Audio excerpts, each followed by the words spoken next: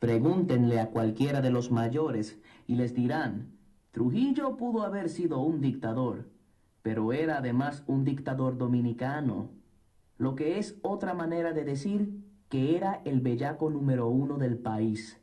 Creía que todo el toto en la República Dominicana era literalmente suyo.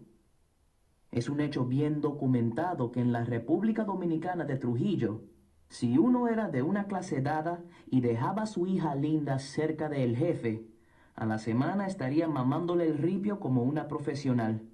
Y uno no podía hacer nada para evitarlo. Era parte del precio de vivir en Santo Domingo, uno de los secretos mejor conocidos de la isla.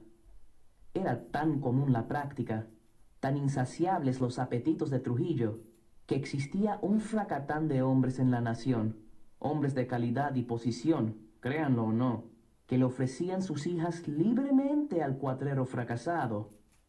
En su haber, Abelard no era uno de ellos. En cuanto se dio cuenta de lo que había, después que su hija comenzara a parar el tráfico en la calle El Sol, después que uno de sus pacientes vio a su hija y le dijo, «Debe tener cuidado con esa», la convirtió en Rapunzel y la encerró en la casa. Fue un gesto valiente, no acorde con su carácter, pero solo había necesitado ver a Jacqueline prepararse para la escuela una mañana, grande de cuerpo, pero aún una niña. Por Dios, una niña. Y el gesto valiente se le hizo fácil. Sin embargo, ocultar de Trujillo a su hija de ojos de gamo y pechos grandes no era nada fácil, como negarle el anillo a Sauron. Si ustedes creen que el dominicano promedio es malo, Trujillo era 5000 veces peor. El tipo tenía centenares de espías cuyo único trabajo era rastrear las provincias en busca de la próxima. Si procurar cuca hubiera sido más central al trujillato, el régimen hubiera sido la primera culocracia del mundo, y quizá de hecho lo fue. En este clima, esconder a las mujeres de uno equivalía a traición. Los infractores que no aflojaban a las muchachas podían encontrarse fácilmente disfrutando del tonificante encanto de un baño con 8 tiburones. Vamos a estar claros. Abelard asumía un enorme riesgo. No importaba que fuera de clase alta o que hubiera preparado bien el terreno, llegando hasta hacer que un amigo diagnosticara a su esposa como maníaca y luego dejando correr el rumor en los círculos de élite que frecuentaba. Si Trujillo y compañía se enteraban de su duplicidad, lo tendrían en cadenas y a Jacqueline boca arriba en cuestión de segundos. Y era por ello que cada vez que el jefe iba arrastrando los pies por la línea de recepción para darles la mano a todos, Abelard esperaba que, con esa voz alta y chillona suya, exclamara, «Doctor Abelard Cabral, ¿dónde está esa hija suya tan deliciosa? He oído tanto de ella de sus vecinos». Esto bastaba para ponerlo febril. Su hija Jacqueline, por supuesto, no tenía la menor idea de lo que estaba en juego. Eran tiempos más inocentes, y ella era una muchacha inocente. Ser violada por su ilustre presidente era lo que más lejos estaba de su excelsa mente. De las 2 hijas, era la que había heredado el cerebro de su padre. Estudiaba francés religiosamente porque había decidido imitar a su papá e ir al extranjero a estudiar medicina en la Faculté de Médecine de París, a Francia, para ser la próxima Madame Curie. Se devoraba los libros noche y día y practicaba el francés con su padre y con el criado Esteban el Gallo, que había nacido en Haití y aún lo hablaba bastante bien. Nota. Después que Trujillo lanzó el... Ninguna de sus hijas tenía idea de lo que pasaba. Vivían tan despreocupadas como hobbits y ni se imaginaron la sombra que asomaba en el horizonte. En sus días libres, cuando no estaba en la clínica o escribiendo en su estudio, Abelard se paraba en la ventana de atrás de su estudio y miraba a sus hijas en sus juegos tontos de niñas hasta que su corazón no podía aguantar más el dolor. Cada mañana, Antes de comenzar sus estudios, Jackie escribía en una hoja de papel en blanco: Tarde venientibus ossa. A los rezagados les quedan los huesos. Abelard hablaba de estos asuntos solo con 3 personas. La primera, por supuesto, era su esposa Socorro. Socorro, se debe decir, era un talento por derecho propio. Una belleza famosa del este, higüey, y fuente de la hermosura de sus 2 hijas. En su juventud, había parecido una Della Torres Prieta, una de las principales razones por las que Abelard había perseguido a una muchacha tan por debajo de su clase, y también había sido una de las mejores enfermeras clínicas con las que había tenido el honor de trabajar en México o en la República Dominicana, lo cual, dada la valoración de sus colegas mexicanos, no era poco elogio. Segunda razón por la que la había perseguido: su dedicación al trabajo y su conocimiento enciclopédico de las curaciones y remedios tradicionales la hacían imprescindible en su consultorio. Sin embargo, la reacción de ella a sus preocupaciones por lo de Trujillo fue típica. Era una mujer inteligente, hábil, trabajadora, que no pestañeaba al enfrentarse al spray arterial que silbaba de un muñón tajado por un machete. Pero cuando había amenazas más abstractas como, por ejemplo, Trujillo, se obstinaba y encaprichaba en no reconocer que pudiera existir un problema, mientras no dejaba de vestir a Jackie en la ropa más sofocante. «¿Por qué le andas diciendo a la gente que estoy loca?», preguntaba molesta. Abelard también se lo comentó a su querida, la señora Lidia Abinader, una de las 3 mujeres que habían rechazado su propuesta de matrimonio cuando regresó de sus estudios en México, ahora viuda y su amante número 1. Era la mujer que su padre había querido que él enganchara, y cuando no pudo cerrar el trato, éste se estuvo burlando de él, llamándolo medio hombre, hasta los últimos días de su biliosa vida. Tercera razón por la que había perseguido a Socorro. Por último, habló con su vecino y amigo de muchos años, Marcus Applegate Román, a quien llevaba y traía a menudo de los eventos presidenciales porque no tenía carro. Con Marcus había sido un arrebato espontáneo. El peso del problema en realidad lo aplastaba.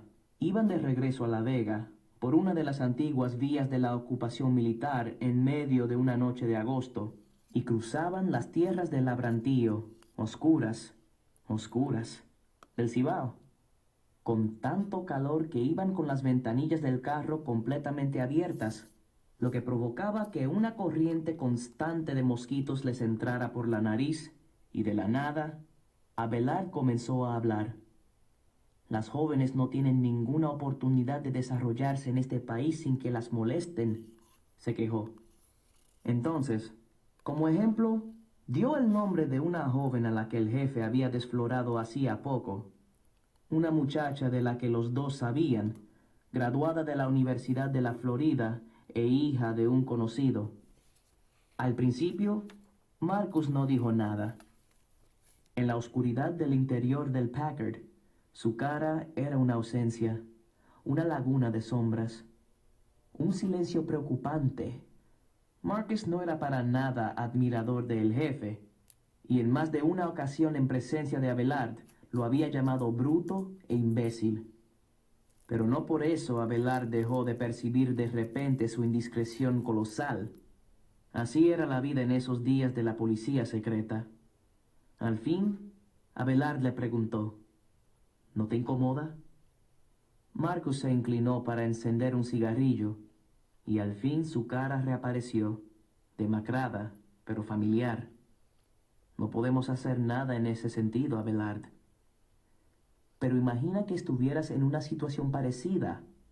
¿Cómo te protegerías?». «Me aseguraría de tener hijas feas». Lidia era mucho más práctica. Estaba sentada en la cómoda, cepillando su pelo de mora.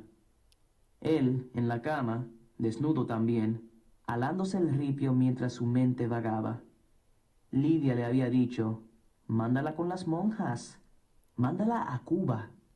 Mi familia la cuidará. Cuba era el sueño de Lidia. Era su México. Siempre hablaba de regresar a vivir allí, pero necesitaría permiso del Estado. Entonces pídelo. Pero, ¿y si el jefe se entera de la petición? Lidia dejó caer el cepillo con un tecleo agudo.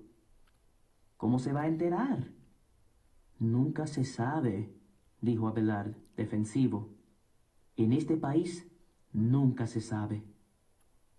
Su querida estaba a favor de Cuba, su esposa a favor del arresto domiciliario y su mejor amigo no hablaba.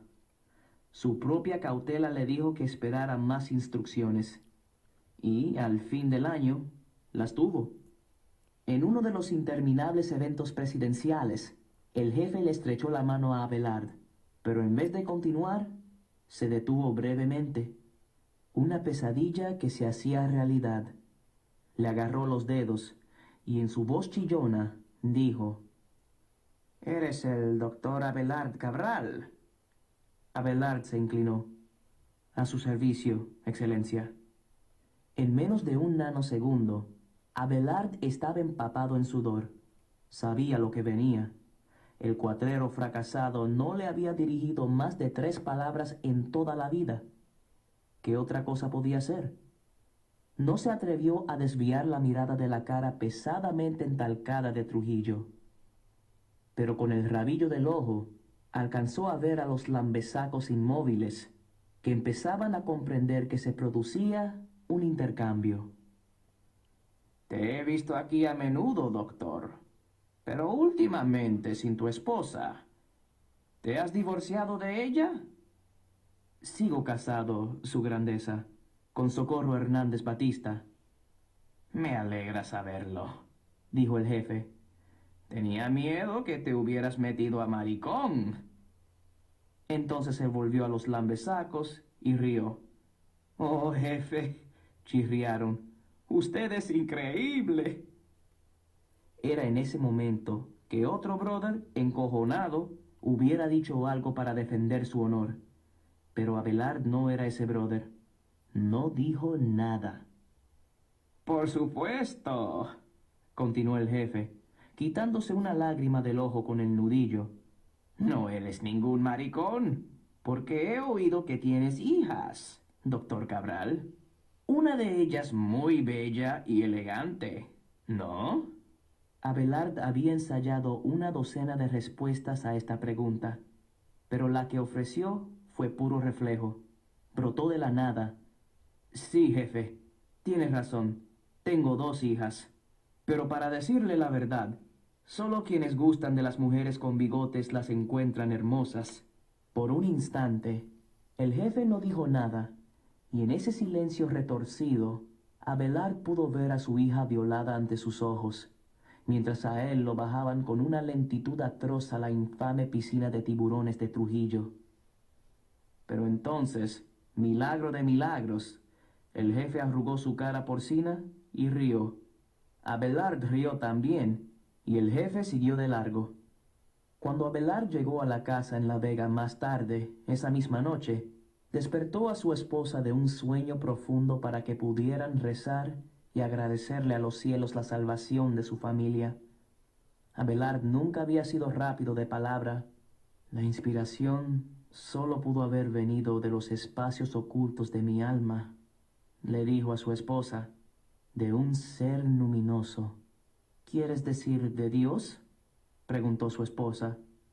Quiero decir de alguien, dijo Abelard. Misterioso. Termina el último párrafo solo. Termina el último párrafo que dice «y entonces solo». Vas a leer hasta la página 237, la última línea donde dice «quizá escribió en el dorso de su mano velluda». Quizá.